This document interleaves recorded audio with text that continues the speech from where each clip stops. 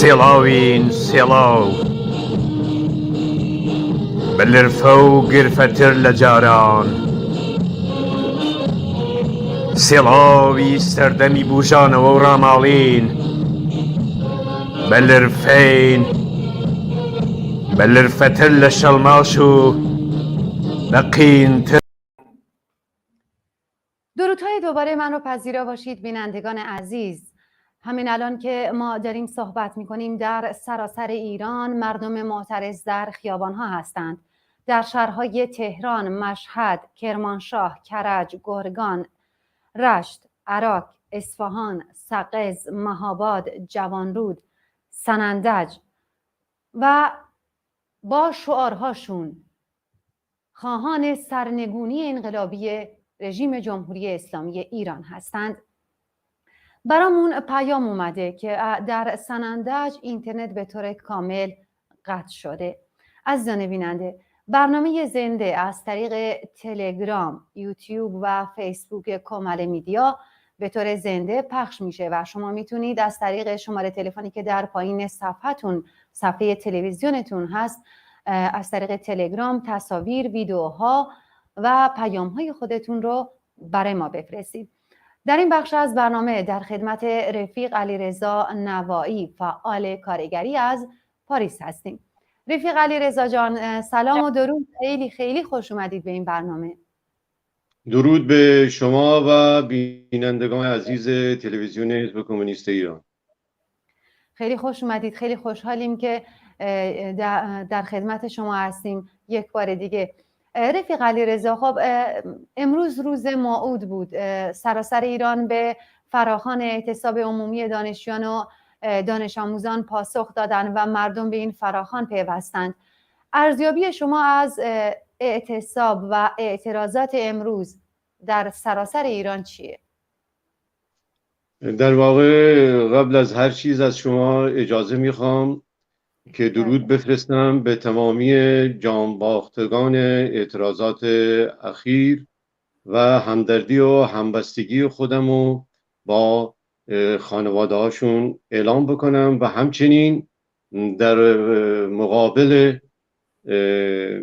نوجوانان، جوانان، سالمندان، میان سالان که در حال حماسه آفرینی در خیابان، مدرسه و دانشگاه هستند سر تعظیم فرود بیارم و به عنوان یک هوادار این جنبش در خارج از کشور همبستگی خودم رو با شما اعلام کنم. در واقع ما امروز 23مین روز اعتراضات سراسری علیه حاکمیت اسلامی هستیم و در واقع بتونیم بگیم که دومین روز از هفته چهارم. امروز شاهد رشد گسترش اعتراضات بودیم. روز مشخص شنبه رو میگم، هم دانش آموزان در مدارس و خیابان، دانشجویان در دانشگاه ها و خیابان و جاهایی که مثل جمله شریف که کلاس ها رو غیر حضوری کردن در حوالی خیابان های این دانشگاه و همچنین جوانان و دیگر نیروهای اجتماعی در خیابان‌های شهرهایی که شما اسمشو بردین که بلند بالاتر از اینه. گزارشاتی که ما داریم شیراز و اصفهان و اینا رو هم باید بهشون رشت و اینا رو اضافه کنیم که اصلا خیلی طولانیه و همچنین کسبه که علاوه بر این که در شهر استانهای کردنشین ما شاهد این اعتصاب کسبه بودیم، ما گزارش‌هایی هست از تهران، خود بازار مرکزی بخشی، بازار تجریش، بازار لاله‌زار و همچنین گزارشی از کسبه بازار شیراز هست تا این لحظه که در اعتراض به این سرکوب ها و در واقع اعتراض به حاکمیت به این اعتصاب عمومی پیوستن و در واقع همه اینا همونطوری که گفتم در اول صحبت در حال آفریدن حماسه هستند و میتونیم بگیم که این هفته چهارم و سازماندهی تر و گسترده تر شروع کرد. بله رفیق علیرضا، بعد از سالها دانشجویان در این خیزش نقش بسیار پررنگی داشتند، حضور گسترده‌ای داشتند و امروز دیدیم که رئیسی در دانشگاه الزهرا خیلی عصبانی داشت سخنرانی میکرد و بیرون از سالن سخنرانی رئیسی دانشجوها فریاد میزدند توپ تانک فشفشه آخوند باید گم بشه. نظرتون در مورد حضور پررنگ دانشجویان در این اعتراضات چیه؟ ببینید در سالهای اخیر ما چه شاهد اعتراضات کارگری بودیم و دامنه دار شدن ادامه دار اعتراضات کارگری بودیم، چه در دیمای 96 آبان 98 دیمای 98 در رابطه با قتل‌های موشکی دانشجویان وارد کارزار شدند به دست به تجمعات و اعتراضات گسترده‌ای زدن و در واقع ما وارد یک دوره از جنبش اعتراضی شدیم که اعتراضات در واحدهای تولیدی و خدماتی و اعتراضات در خیابانها خون تازه‌ای رو در مبارزات رگ‌های مبارزات دانشجویان جاری میکنه. میدونیم که دانشجویان زیر تیر سرکوب هستند و زیر همیشه تجسس قرار دارن و در این رابطه هر وقت که همچین اعتراضاتی میشه میان همبستگی های خودشون رو اعلام میکنن و با شعارهای خودشون در رابطه با رادیکالیزه شدن جنبش نقش ایفا میکنن. یادمون نره شعارهایی که دانشجویان در 98 مطرح کردند، اصلاح طلب، اصولگرا، دیگر تموم ماجرا، یا اینکه شعارهایی که این روزها از مدتها قبل دانشجویان مطرح کرده بودن و این روزها دیگه داره همه‌گیر میشه که حتی امروز هم در دانشگاه الزهرا همزمان با حضور رئیسی جلاد اونجا میدادن مرگ بر ستمگر چه شاه باشه چه رهبر رو این دانشجویان مطرح کردند که داره نقش خودش رو در رادیکالیزه کردن جنبش و مرزبندی خودش رو با ستمگران شاه و رهبر دارن اعلام. بله رفیق علیرضا، دانشجوها زمانی که بازنشستگان کارگران هفت تپه دست به اعتراض و تجمع می‌زدن، دانشجوها با این شعار، حالا که داریم در مورد دانشجو حرف میزنیم، با این شعار که فرزند کارگرانیم کنارشان میمانیم به خیابون اومدن. اکنون وظیفه کارگران در مقابل دانشجویان که ما دیدیم هفته گذشته چطور در دانشگاه شریف میشه گفت سلاخی شدن دانشجوها و چطور اونا رو سرکوب کردن و الان که دانشجوها در سراسر ایران اینطور گسترده بین اعتراضات پیوستن، وظیفه طبقه کارگرانی که قبلا دانشجوها کنارشون بودن اما کارگرها الان کنار اونا نیستن در خیابونا، وظیفهشون چیه؟ باید چیکار کرد که کارگرها هم کنار دانشجوها باشن؟ این که من این قسمت از صحبت شما رو قبول ندارم که احتمالاً اشتباهی لپیه که کارگران در کنار دانشجویان نیستن. نه اجازه بدیم براتون توضیح بدم که سوء تفاهم نه برای شما نه بینندگان پیش بیاد. مثلا بیانیه دادن که اگه سرکوب رو تموم نکنن ما به این خیزش خواهیم پیوست، ما هم دست به اعتصاب میزنیم. منظورم اینه که کارگرها در خیابان با پرچم خودشون با شعار خودشون حضور ندارن به طور گسترده متشکل. ببینین کارگران خودشون این اعتراضاتی رو که امروز ما شاهدش هستیم پایه‌گذار این اعتراضات هستند. یعنی اگه اعتراضات کارگران در واحدهای تولیدی و خدماتی نبود، اگر اعتراضات معلمان و فرهنگیان اعتراضات بازنشستگان از آبان 98 به این طرف نبود، ما شاید امروز شاهد این اعتراضات نبودیم. اینا در بله، طول این دوره این جو خفقان و بعد از سرکوب سال 98 اومدن شکستن که این جریان داره. یعنی اعتراضات، ما ببینیم شاهد یک تغییر تحول عمیق اجتماعی، سیاسی، اقتصادی و فرهنگی هستیم. به اینا همه در ارتباط با هم دیگر هستند. یعنی این اعتراضات اینجوری نیست که سابقه تاریخی نداره. خب الان در این مقطع که کارگران و معلمان زیر ضربین بیشتری هستند، دارن بالا پایین میکنن که شاید در این تجمعات حضور دارن، فرزندانشون حضور دارن.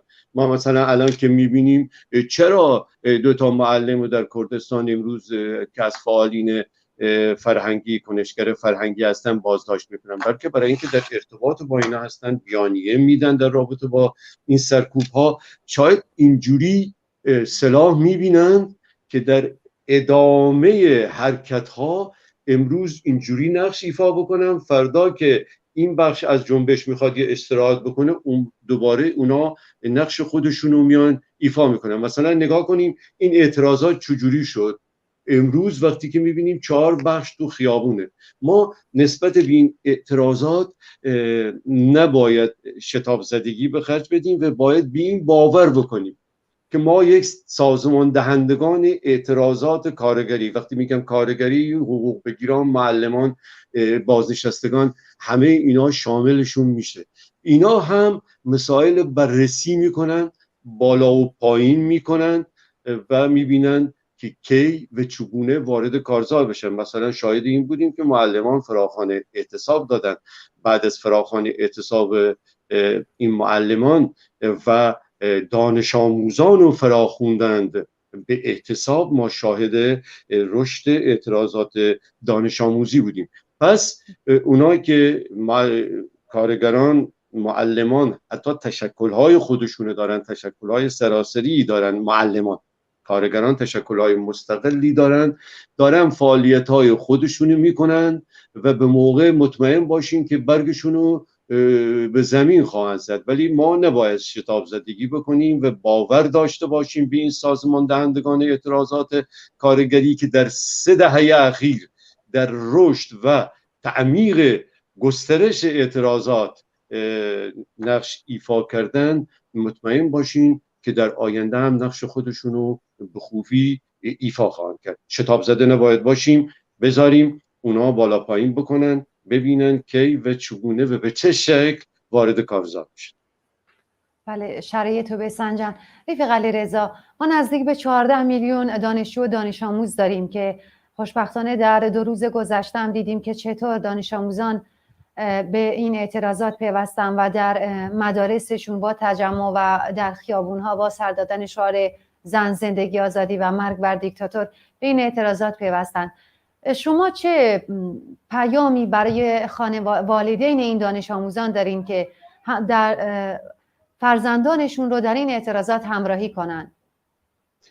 ببینین، من اون چیزی که موجب خوشحالی منه، علیرغم درد از دست دادن این عزیزان، زخمی و مجروح شدن، بازداشتی ها، اینه که این خانواده های دانش آموزان، دانشجویان و همه اینا به اشکال مختلف در این اعتراض شرکت کردند. یعنی نسبت به گذشته خیلی وسیع‌تر و گسترده‌تر بود. من وقتی که نگاه میکنم، دنبال میکنم در ایران، میبینم مثلا در شبکه‌های اجتماعی این خانواده‌های دست به اعتراض میزنند که قبلا همچین چیزی رو نداشتن. طبیعتاً در نظر بگیریم که در گذشته اگه دوروبر خودمونم میدیدیم، اقوام و آشنایان میدیدیم، مانع از حضور بچه هاشون، فرزندان عزیزانشون در تجمعات میشدن. امروز ما میبینیم که نسبت به گذشته نه تنها مانع از این نمیشن، بلکه خانواده ها مادر با دختر، پدر با پسر، پدر بزرگ با نوه در تظاهرات یا اعتراضات به اشکال مختلفی شرکت میکنه. من به عنوان کسی که ساکن خارج کشور هستم نمیتونم بگم که شما چه کار بکنید، ولی اینی میتونم بگم که دستتون درد نکنه، موقعیت رو به درستی شناختید و به سهم خودتون به هر شکلی که اعتراض میکنین دارین نقش ایفا میکنین و این همبستگی ها در آینده خودت، یعنی اگر نگاه بکنیم هیچ اعتراضی حتی در کوچکترین شکل در شبکه‌های اجتماعی، حضور در خیابان‌ها، اعتراض در مدارس، اعتراض در دانشگاه‌ها، اعتراض در محله‌ها، روشنگری در بین همسایه‌ها و غیره، اینا همه بی تأثیر نیست، هر کدوم نقش خودشو ایفا میکنه و همه اینا همبستگی‌های ما رو با هم نشون میده و به یک نیروی بزرگی تبدیل خواهد شد که بساط ستمگران چه شاه باشه چه رهبر برچیده میشه و همگی ما هم آینده روشن و بهار رو برای فرزندانمون شاهد خواهیم. بله، سپاسگزارم رفیق علیرضا. ما میدونیم که در خارج از کشور، در شهرهای مختلف، کشورهای مختلف، برای نمونه مثلا میتونیم بگیم از لندن، کانادا، فنلاند، آلمان، نروژ و خیلی دیگر از کشورهای سایر نقاط جهان میبینیم که چطور از اعتراضات و اعتصابات مردم ایران حمایت میشه و ما دیروز دیدیم که دولت کانادا چطور سپاه پاسداران رو برای همیشه تحریم کرد. وظیفه الان که صدای مردم ایران به همه جای جهان رسیده، همه دولت ها صدای اعتراضشون رو شنیدن، وظیفه این دولت ها در قبال رژیم دیکتاتوری مثل جمهوری اسلامی که اینطور که پیداست در آستانه سقوط چیه؟ چطور میتونن در این سقوط همکاری داشته باشن و صدای مردم ایران باشن؟ من در همبستگی‌های بین المللی روی این دولت ها حساب نمی کنم. اینا معامله گرن، هر وقت منفعتشون طلب بکنه این موزه رو میگیرن اون موزه رو میگیرن، یعنی میتونن 180 درجه تغییر موزه بدن. اونا از روی منافع ملی خودش که در موارد بسیاری هم با منافع کارگران و زحمتکشان در ایران در تضاده حرکت میکنه، ولی اون چیزی که موجب شعف منه همبستگی بین المللی هست که از یک طرف از طرف مثلا همین امروز شاهد این بودیم که اتحادیه سندیکاهای کارگری جهان IUTC در این رابطه اطلاعیه داده، اعلام همبستگی کرده. اتحادیه سراسری فرهنگیان بریتانیا اعلام همبستگی کرده. شاهد همبستگی های دیگری از طرف آموزش بین الملل بودیم، سندیکای نروژی، سوئدی، کلکتیو سندیکاهای فرانسه و اینا بودیم.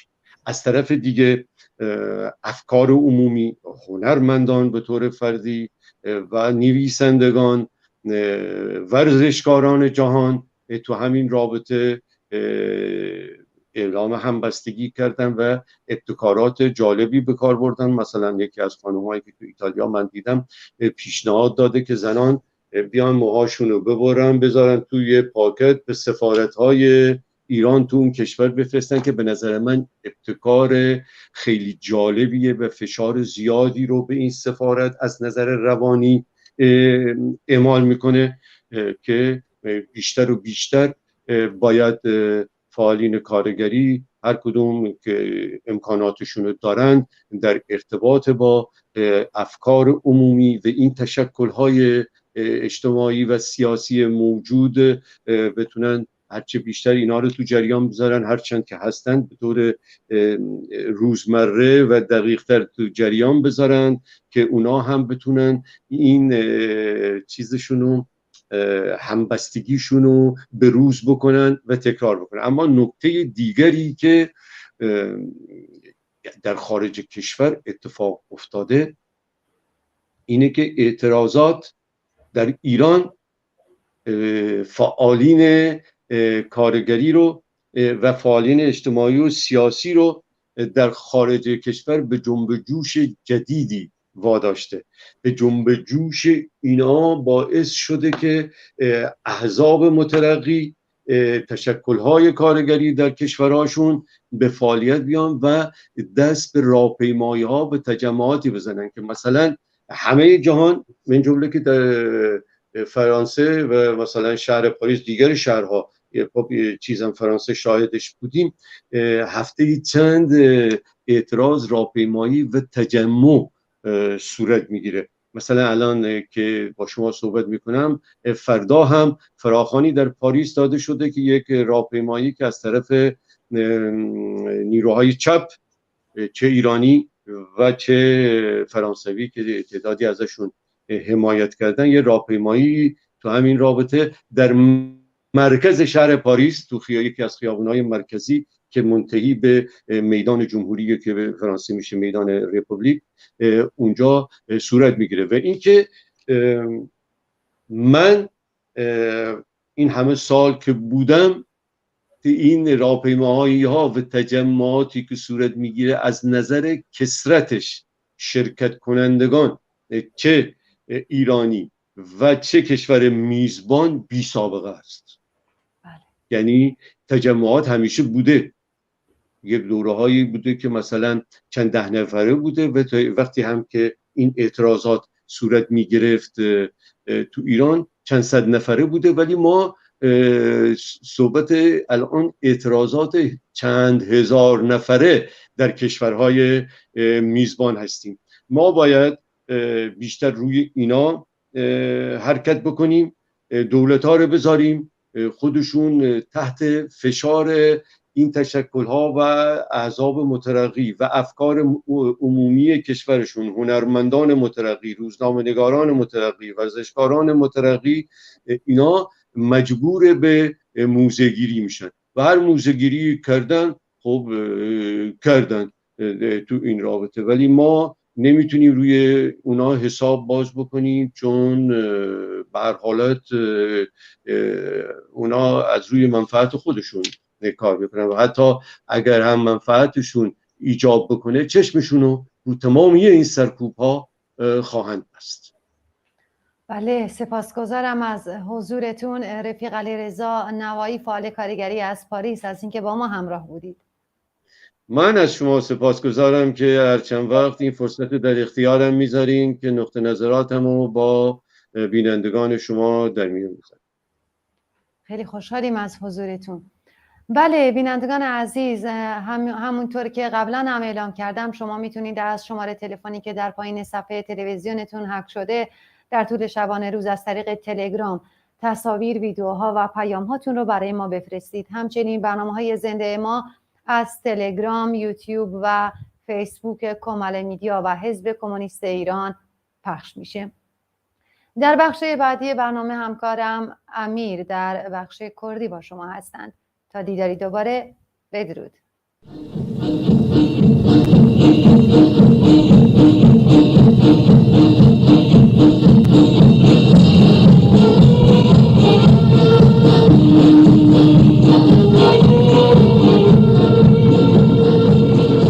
سلاوين سلاو بالرفو قرفتر لجاران سلاوي سردمي بوجان ورامالين بالرفين